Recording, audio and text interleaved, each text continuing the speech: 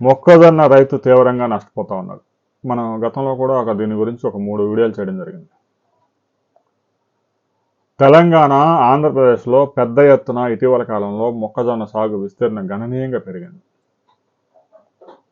అయితే కేంద్ర ప్రభుత్వం, రాష్ట్ర ప్రభుత్వ సహకారంతో ఎంఎస్పి మినిమం సపోర్ట్ ప్రైస్ 2400కి కొనుగోలు చేయాల్సిన బాధ్యత కేంద్ర రాష్ట్ర ప్రభుత్వాల మీద ఉంది. సాగు విస్తీర్ణం పెరిగింది. దిగుబడులు ఎకరాకి 40 క్వింటాలు దిగుబడులు వస్తూ ఉన్నాయి పెద్ద ఎత్తున. కొన్ని జిల్లాల్లో, విభజించిన జిల్లాల్లో కూడా ఒక్కో జిల్లాలో 2 లక్షలు 3 లక్షల టన్నుల మొక్కజొన్న దిగుబడి వస్తూ ఉంది.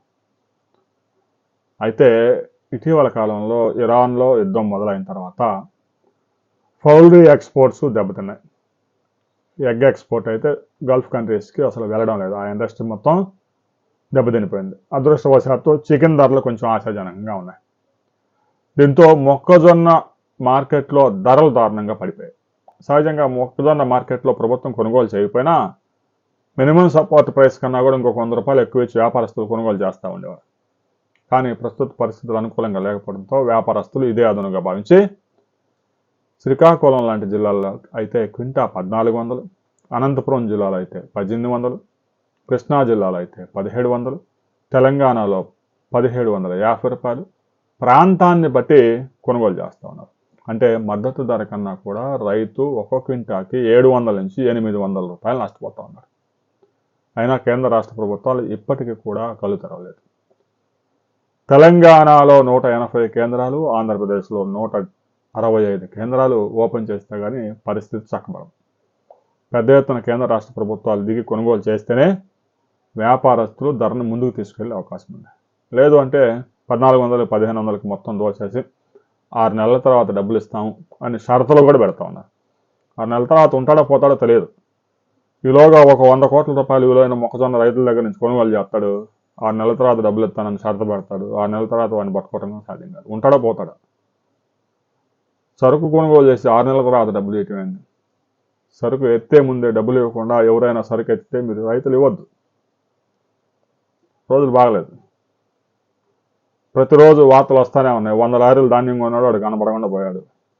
నెల, 2 నెలలు, 3 నెలలు మార్జిన్లు పెడతారు. ఈ మార్జిన్ వ్యాపారం ఏంది? ₹1 లేకుండా రైతుల దగ్గర నుంచి కోట్ల రూపాయల సరుకు వేసుకొని పోతా ఉంటే కేంద్ర రాష్ట్ర ప్రభుత్వాలు ఇప్పటికైనా మొక్కజొన్న రైతును ఆదుకోవాలి. పెద్ద ఎత్తున హార్వెస్టింగ్స్ ప్రారంభమయ్యాయి. ఇప్పటికే అకాల వర్షాలతో రైతులు తీవ్రంగా నష్టపోయారు. ఇక 2-3 రోజులు పోతే పెద్ద ఎత్తున ఎండ విజృంభిస్తుంది. 40 డిగ్రీల టెంపరేచర్ దాటిపోయింది.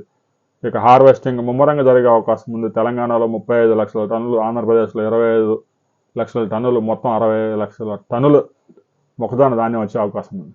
కేంద్ర రాష్ట్ర ప్రభుత్వాలు కనీసం 40 లక్షల టన్నులు కనుక కొనుగోలు చేయకపోతే వ్యాపారస్తులు రైతుల్ని నిలువున ముంచడం ఖాయం. మీ ప్రాంతంలో మొక్కజొన్నకి ఏ ధర లభిస్తూ ఉంది అనే విషయాన్ని ప్రతి రైతు కామెంట్ చేయండి.